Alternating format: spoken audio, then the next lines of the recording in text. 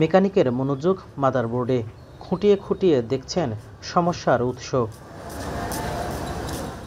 মেকানিকের মনোযোগ আগের মতো থাকলেও নেই আগের দিনের জিনিসের কদর। এক যুগ আগেও নরসিংদী জেলা শহরে টেলিভিশন, ভিসিআর এবং রেডিও মেরামতের দোকান ছিল অন্তত ১০০। যুগের ব্যবধানে তা নেমে এসেছে ৪ ভাগের ১ ভাগে।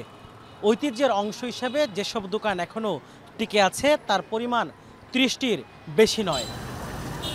ঐতিহ্য ধরে রাখতেই টিকে আছে শহরের গুটি কয়েক রেডিও, টিভি আর ভিসিআর মেরামতের দোকান।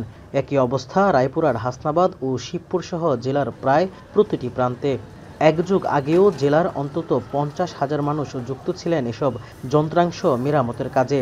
তবে ডিজিটালাইজেশন আর আধুনিকায়নের যুগে প্রায় ৮০% প্রতিষ্ঠান বন্ধ করে দিতে বাধ্য হয়েছেন ব্যবসায়ীরা। মানুষ টিভি নষ্ট হলে নিয়ে আসে না, খুব কম। এগুলা এখন মনে করেন আপনার এই মোবাইল, অ্যান্ড্রয়েড মোবাইল বাড়িয়া, স্মার্ট এলইডি টেলিভিশন বাড়িয়া, এই টেলিভিশনগুলি নষ্ট হয়ে গেছে, মানে বাজারটা নষ্ট হয়ে গেছে। মানে এখন ইনকামের সোর্স নাই। দোকান ভাড়াটা যে আপনার মাস শেষে আসে বা বছর শেষে আমরা দেই, এটা হিমশিম খেয়ে নেই। মুঠোফোন, ইন্টারনেট এবং অন্যান্য প্রযুক্তির জনপ্রিয়তায় কালের গহ্বরে হারিয়ে গেছে পুরানো দিনের বোকা বাক্স, রেডিও সহ সংশ্লিষ্ট ইলেকট্রিক যন্ত্র। ভিড় কমেছে মেরামতের দোকানেও।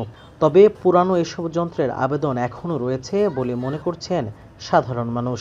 ১-২০০ লোক সমাবেত হইয়া ছবি দেখতাম, এই বাংলা সিনেমা, যেটা শুক্রবারে বাংলা সিনেমা চলতো, তো এখন আর ওই রকম নাই। মনে করেন এখন ইয়াতে সব মোবাইলই পাওয়া যায়, সব ইয়াতে পাওয়া যায়, জায়গায় জায়গায় ঘরে ঘরে টিভি। এই কোটা আন্দোলনে কিন্তু আমরা পুরোটাই নির্ভর ছিল বিবিসির উপরে, নিরপেক্ষ সংবাদের জন্য। তো আমরা রেডিও যদি চলেও যায়, এটা আবেদন একদম ছেড়ে দিতে না, এটার প্রয়োজনীয়তা এখনও রয়ে গেছে। টিভি দিছে, দেওয়াল টিভি দিছে, ছাড়ছে। আগের যে টিভি দেওয়া ছিল এই টিভি এখন বার, এই রেডিও তো চলই না। বিনোদনের খোরাক জোগানো এসব যন্ত্রের গেল ৩ যুগের দিনলিপি তুলে ধরলেন জেলার প্রবীণ এই মেকানিক।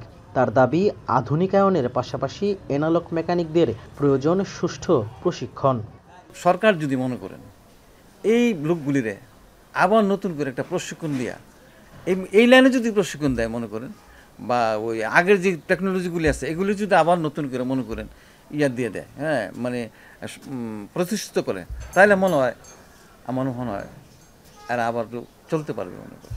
১.৫ যুগ আগে প্রতিটি ইলেকট্রনিক যন্ত্র মেরামতের দোকানে মাসে লেনদেন হতো গড়ে ৪০,০০০ টাকা। বর্তমানে যা নেমে এসেছে ১০,০০০-এ। রাকিবুল ইসলাম, এখন নরসিংদী।